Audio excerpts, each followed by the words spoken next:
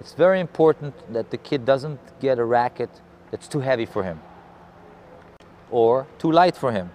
If he outgrows the racket, you got to move to the next level. It's very important to find the right grip size, because you can have an 8-year-old who's 5 feet already, you can have an 8-year-old who's 2 feet, and also weight, size of the bones. So you have to match the racket to your physical ability at that given point.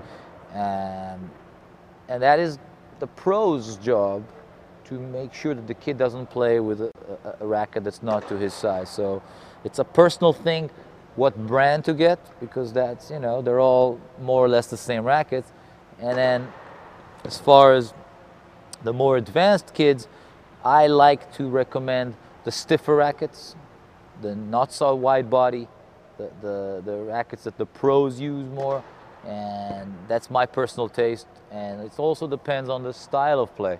If you're a big server, you might need a different racket than a guy who's a baseline counter puncher. If you're 6'2", you might need a different racket than a guy who's 5'2", because, you know, each one needs something else for his or her character. It's very easily measurable. You measure the size of the hand, and then you can go 4 1/8, 4 1/4, 4 3/8, 4 1/2, 4 5/8. It's, you know, a lot of times I see kids and they're playing with a racket that's way too heavy for them, or the grip's too big. Then they're learning it's really a handicap. And then you say, oh no, you need a smaller grip. You make the grip smaller, and then suddenly the kid has a smile on his face. So, you know, small things like that can really make a difference. 1, 2, 3, hit. Just like a corner. Back. Stop.